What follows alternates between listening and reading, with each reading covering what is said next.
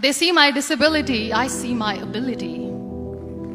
They call me disabled, I call myself differently abled. There are some incidents that happen in your life.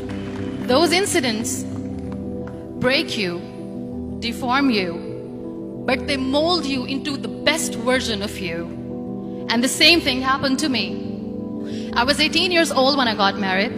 My father wanted me to get married.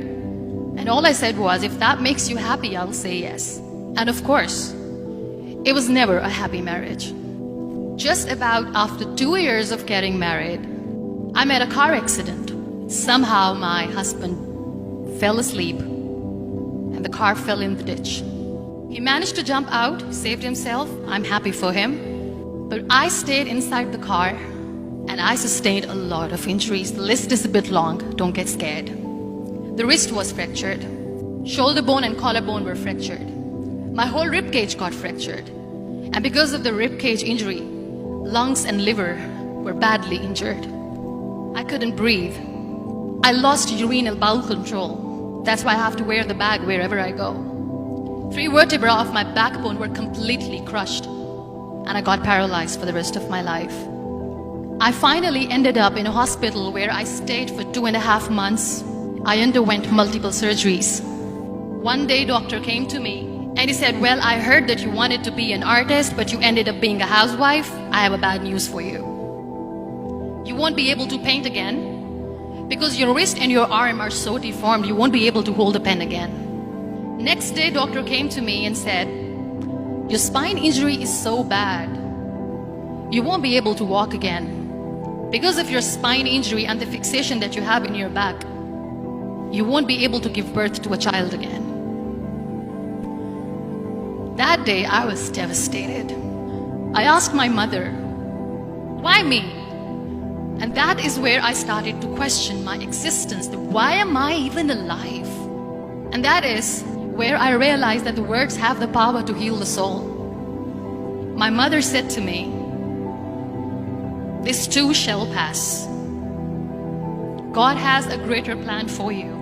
I don't know what it is, but He surely has. And in all that distress and grief, somehow or the other, those words were so magical that they kept me going.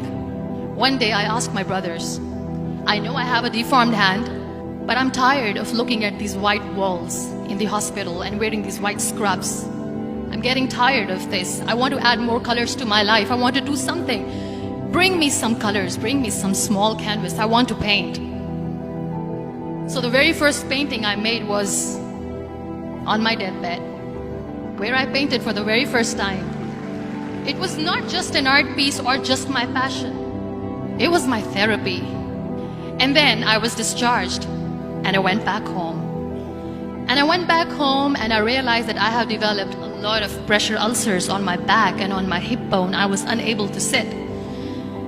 There were a lot of infections in my body, a lot of allergies. So doctors wanted me to lie down on the bed straight for not 6 months, for not 1 year, for 2 years. I was bedridden, confined in that one room, looking outside the window, listening to the birds chirping and thinking maybe there will be a time when we'll be going out with the family and enjoying the nature.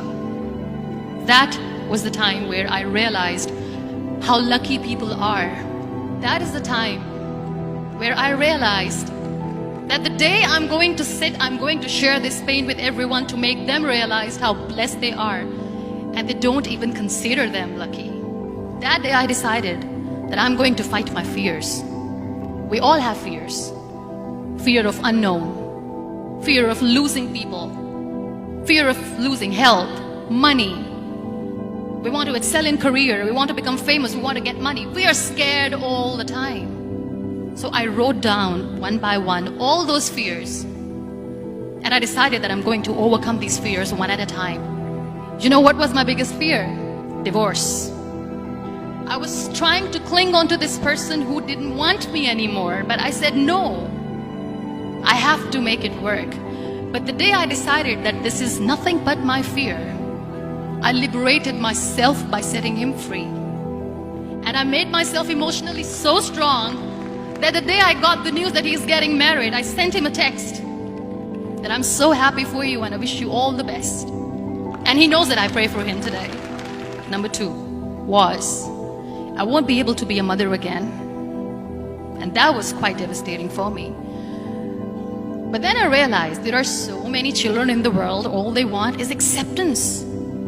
So there is no point of crying, just go and adopt one. And that's what I did. People think that they will not be accepted by other people because we, in the world of perfect people, are imperfects. So I decided that instead of starting an NGO for disability awareness, which I know will not help anyone, I started to appear more in public. I started to paint. I decided that I'm going to join the national TV of Pakistan as an anchor person. And I've been doing a lot of shows for the last 3 years. I became the National Goodwill Ambassador for UN Women Pakistan, and now I speak for the rights of women, children. We talk about inclusion, diversity, gender equality, which is a must. Every time I go in public, I always smile. It's always a big toothy smile on my face, and people ask me, don't you get tired of smiling all the time? What's the secret? I always say one thing, that I have stopped worrying about the things that I have lost, the people that I have lost. Things and people who were meant to be with me are with me. And sometimes somebody's absence makes you a better person. Cherish their absence. It's always a blessing in disguise. Live your life fully. Accept yourself the way you are. Be kind to yourself. Be kind to yourself. I'll repeat, be kind to yourself, and only then you can be kind to others. Love yourself and spread that love. Life will be hard. There will be turmoils, there will be trials, but that will only make you stronger. So when you accept yourself the way you are, the world recognizes you. It all starts from within.